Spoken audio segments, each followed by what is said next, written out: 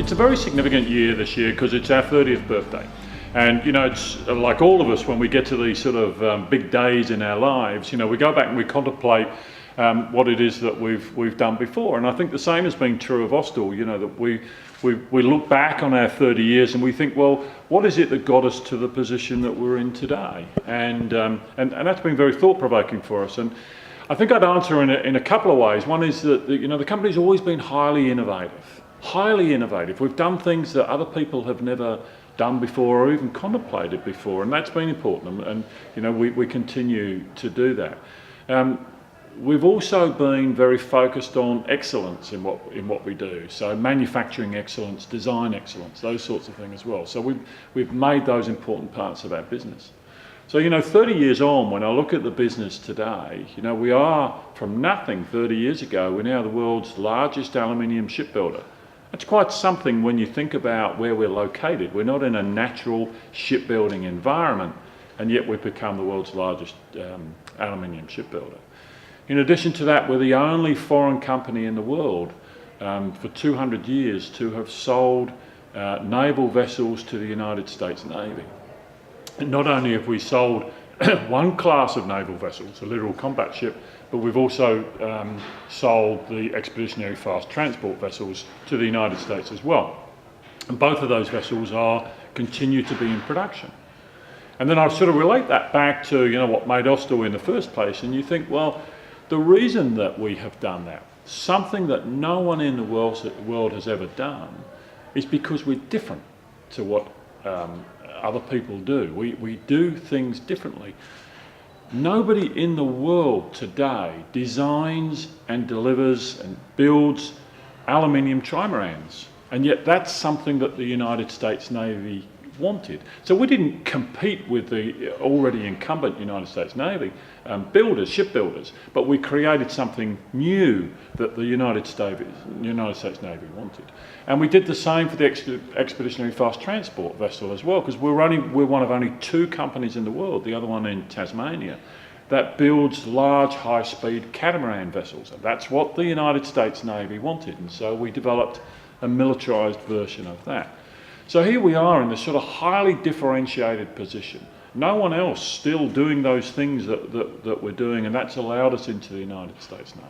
The genesis of that has been our commercial shipbuilding, where again, you know, we don't compete with the hundreds, actually thousands of shipyards around the world that are capable of building steel ships. We just don't compete with them. We don't even try to compete with them.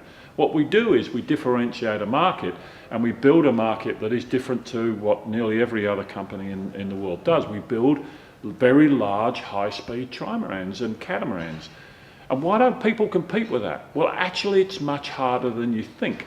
It's not about changing from steel to aluminium. It's an extremely involved technical process. And you know, if I give you an example of that, the computational fluid dynamics systems that are available, computer systems that are available around the world, cannot model a trimaran. You can't do the work on that. And so we have to write our own software that adjuncts to these systems in order that we can actually do computer simulations on trimarans. That's something that we do, you know, that no one else in the world is capable of doing today. So that's been really important to get us to where we are. But also the other side of the coin, apart from this sort of technical design type activity, is the manufacture, the build of these ships. And you know, our shipyard in the United States today is in Mobile, Alabama, one of the great centres of shipbuilding in the Second World War. A lot of the Liberty ships in the Second World War were built in the Mobile River in Alabama. They were building a battleship every 10 days on the Mobile River during the Second World War. Major shipbuilding arena. We spent $400 million of our own money building a brand new shipyard there, not taking someone else's shipyard and repurposing it, but building a brand new shipyard. And today the United States Navy says to us, that is the most efficient shipyard in the United States.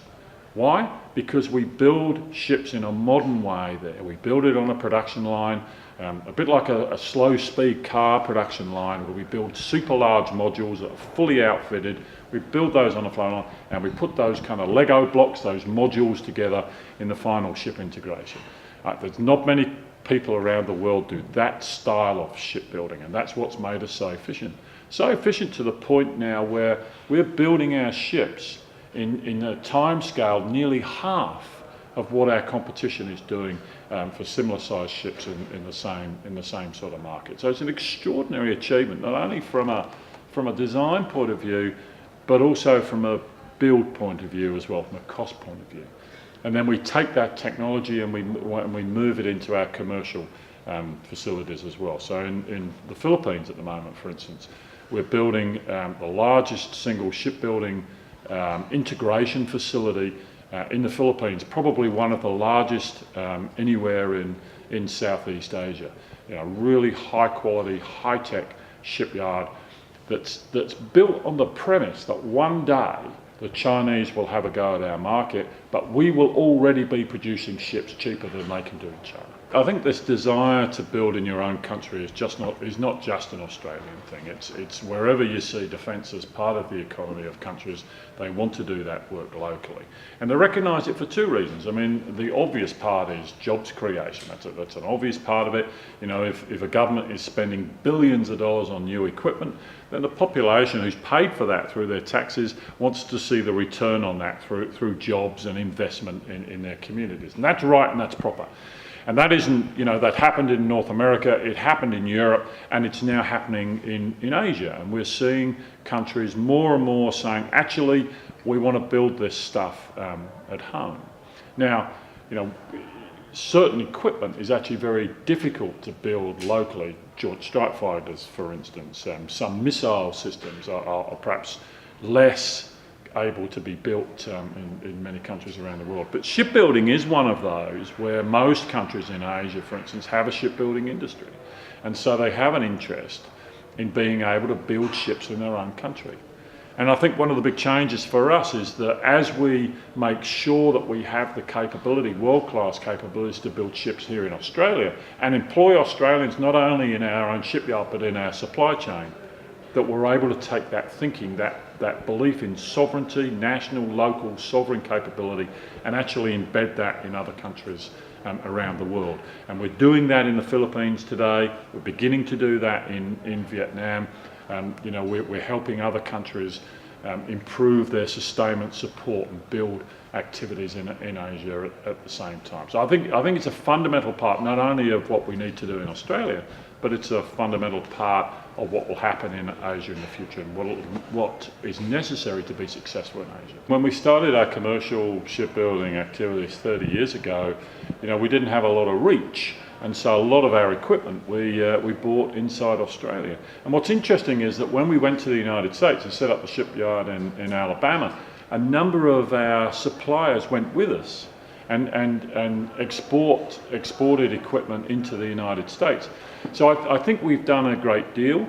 I think that where we do buy foreign equipment, we do that in the context of we have to be competitive. And so we always say to our suppliers, you're our preferred suppliers, but you have to be worldwide competitive. And that's important to us because we have to build ships that are competitive in an extremely competitive market. It's also important to them because they can't export if they're not a competitive, high quality, relatively low cost supplier for the rest of the world. So I think we've definitely engendered and developed a strong supply chain in this country, and I think that supply chain is now getting feet of its own and is actually travelling overseas, and it's good to see.